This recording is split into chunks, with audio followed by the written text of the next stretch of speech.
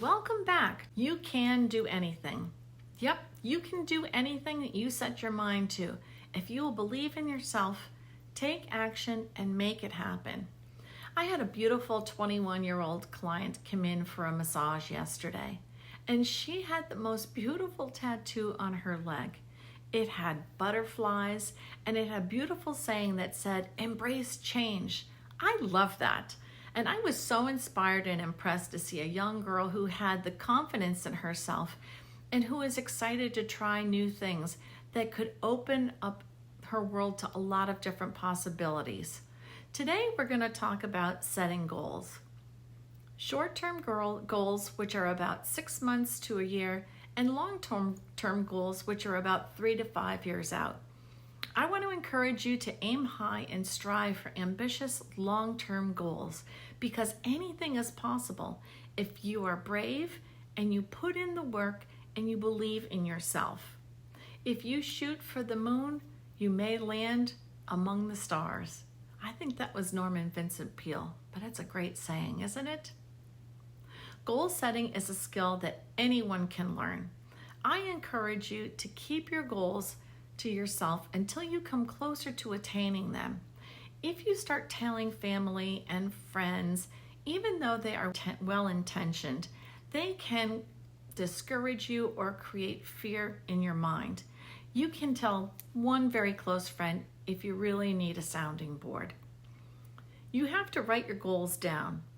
If you just have a goal, it has about 3 to 5% chance of coming about. But when you write your goals down, the chance of achieving them climbs to 65 to 70%, studies show. Also, when you set a main or large goal, you'll have to write down smaller goal activities to get there. Goals must be dated. This shows a commitment and being responsible for it. Again, you can evaluate your progress with dates. Goals are written down and they can be changed if necessary. Obstacles get in the way and deadlines pass, but you can reassess your specifics, timelines, or even change the whole goal and replace it with something else. Long-term goals will have subsets or smaller goals or activities. You will complete these and cross them off your list along the way, but they get you ready for the ultimate goal. When you're planning your goals, you can anticipate goal glitches or obstacles that you could be faced with. You can write these things down in order to be ready and prepared and equipped for them. Here's how I looked at taking chances and being brave enough to try something new. When I thought about moving from Massachusetts to New Jersey years ago, I had many obstacles that I had anticipated. Firstly, I had to overcome my fear, and I told myself, what was the worst thing that could happen? Maybe I won't like it, and then I would just have to move back. No big deal. Then I had to write out my subset of goals or mini goals. I was going to have to find a job that will pay enough. I would have to find a home that I could afford, research communities with good schools, cost of living, and proximity to stores, churches, highways, etc. Then I had to find a babysitter. I had to set up a schedule to come back to visit my family and take care of obligations. So setting goals made me do research, anticipate obstacles, and to make an educated decision. This move was life-changing, and it opened up a whole world of opportunities and experiences for my daughter and for myself. I was glad I took the chance. So to recap, when you set goals, it gives you the opportunity to create a new positive vision for your life. It makes you do the research and make educated decisions, not just jumping into things. In other words, if you're looking for a new career, will you like the schedule and the hours you're going to have to work? Will you make enough money to support yourself and your family? Will you enjoy going to work every day? As a side note, if you love what you're doing, you never have to work another day in your life. I'm sure you've heard that before. Can you make the commitment to going to school, to learn the trade, or to live where you need to? These are all things to consider. So here's another story. Years ago, when I was working in sales, I felt like I wanted to have more of a purpose in my life.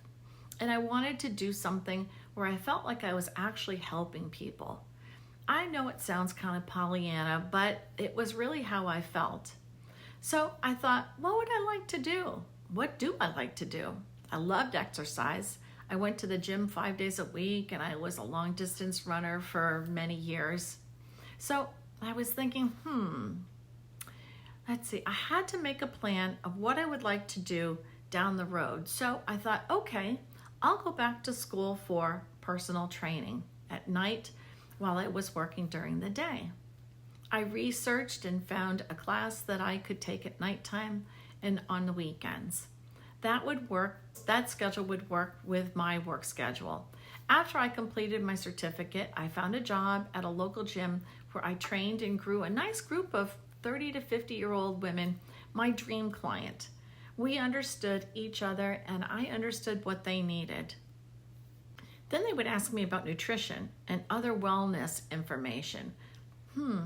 I thought, I need to know what I'm talking about and what I'm recommending. So I looked into an online class and weekend classes for nutrition and wellness coaching. Done. It gave me the ability and the confidence to coach my clients from a base of knowledge. So what I'm saying is you have to think ahead and get ready for the next phase of your life before it happens. Don't wait until it's too late. If it were easy, everyone would do it. When you set goals for yourself, you are pre-planning, researching, and exploring the steps and activities that you need to do to get to your goal. This is the way to have and to be anything that you want, and anything is possible. Go out and make it a great day today.